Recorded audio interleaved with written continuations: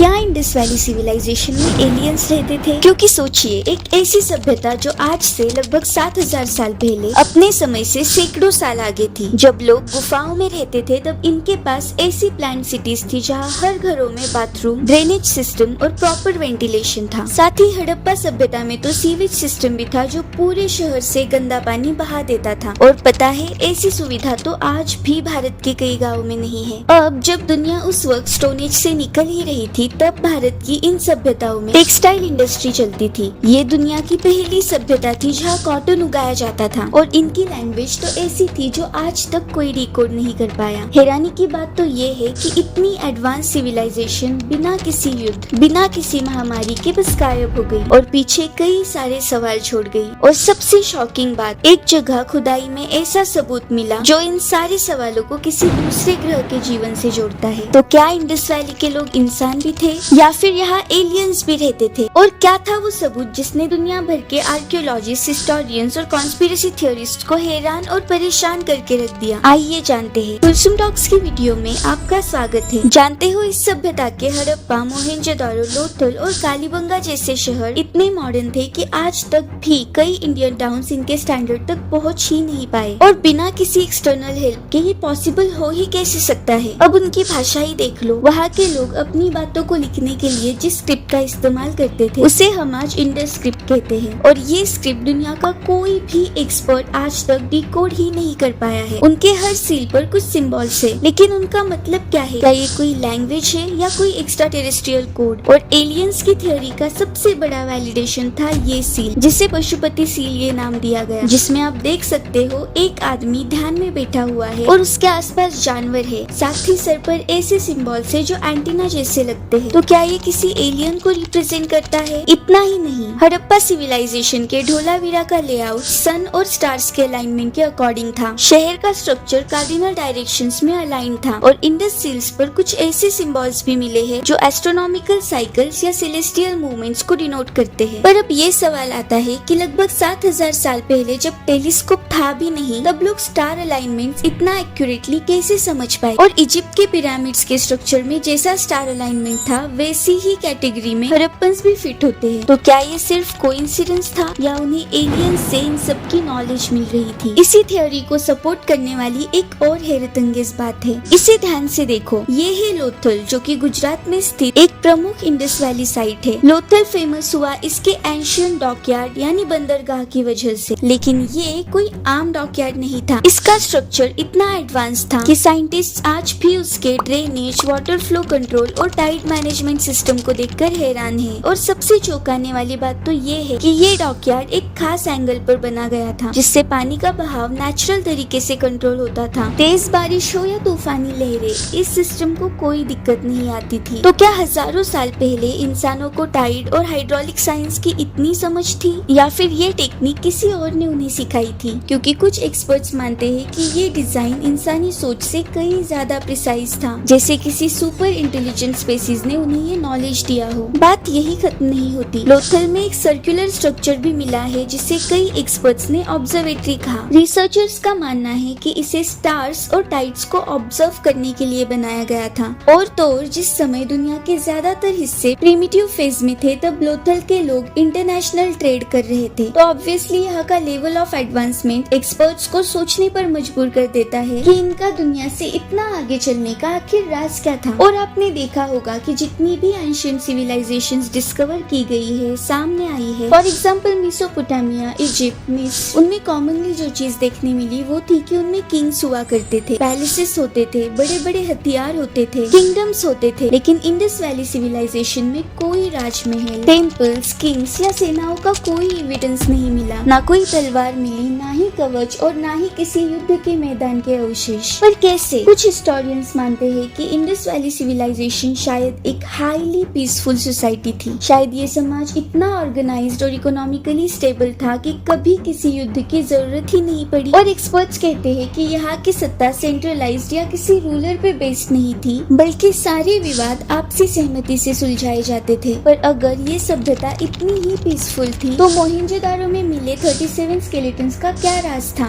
जी हाँ, ऑलमोस्ट 37 कंकाल। न किसी को दफनाया था, न कोई अंतिम संस्कार, बस खुले में पड़े इंसान इंसानी शरीर। सोचिए, एक बेहद प्लान्ड और एडवांस सिटी के बीचों बीच इतने लोग कैसे मरे? आखिर क्यों ये सभ्यता इतनी डिफरेंट और यूनिक थी, सारी दुनिया से अलग? क्या कोई एक्स्ट्रा टेरेस्ट्रियल पावर उनका ध्यान रखती थी? ऐसा इसलिए क्योंकि इतनी शानदार और उन्नत सभ्यता अचानक कैसे खत्म हो गई? न कोई बड़ी लड़ाई, न कोई महामारी। कई थ्योरिस्ट्स ये मानते हैं कि शायद जिन एलियंस की मदद से ये सभ्यता इतनी आगे थी, वो अचानक चले गए और फिर पूरी सभ्यता खत्म हो गई। और सबसे हैरानी की बात तो ये है कि इजिप्ट, मेसोपोटामिया और मयान सिविलाइजेशन में भी ऐसे कई रहस्य हैं जो इंडस वैली से मिलते जुलते हैं, जैसे कि पिरामिड का स्ट्रक्चर, कोडेड लैंग्वेज और एडवांस्ड एस्ट्रोनॉमी। तो क्या ये सारे कल्चर्स को कोई कॉमन एक्स्ट्रा टेरेस्ट्रियल सोर्स से नॉलेज मिल रहा था? आई बिलीव कि वक्त के साथ इंसानियत की तरक्की और विनाश का सिलसिला चलता आ रहा है। अगर आप सोचते हो कि हम दुनिया की अब तक की सबसे एडवांस सिविलाइजेशन है, तो आप पूरी तरह से गलत हो। हमसे पहले भी ऐसी कई सिविलाइजेशंस थी जो बहुत एडवांस थी और फिर कुछ ऐसा हुआ जिससे उनका विनाश हुआ। तो ये सोचना कि कोई सिविलाइजेशन बगैर किसी एलियन के सपोर्ट के कैसे इतनी एडवांस हो सकती है, ये तो गलत ही है ना। वेल, जहाँ हम हिस्ट्री की एक ऐसी सभ्यता के बारे में डिस्कस कर रहे हैं जो कि अपने वक्त से कई गुना आगे थी, वही दुनिया के इस जंगल के कई ट्राइब्स अपने वक्त से हजारों साल पीछे जी रहे हैं। और इसके शॉकिंग राज जानकर आपके रोंगटे खड़े हो जाएंगे। तो यहाँ क्लिक करके जानिए ऐसा ही एक हैरत अंगेज रहस्य। और अब आपके सामने ये सवाल है कि क्या इंडस वैली सिविलाइजेशन इंसानों की ही बसाई हुई थी या उसमें एलियंस का हाथ था? मैंने आपके सामने रखे हुए पॉइंट्स के बारे में सोचो और अपना ओपिनियन कमेंट में शेयर करके जरूर बताना कि आप इस बारे में क्या सोचते हो। अगर ये वीडियो पसंद आई हो तो इसे लाइक और सब्सक्राइब करके ही नई वीडियो पर जाना। मिलते हैं अगली वीडियो में। मैं हूँ कुलसुम और आप देख रहे हैं कुलसुम टॉक।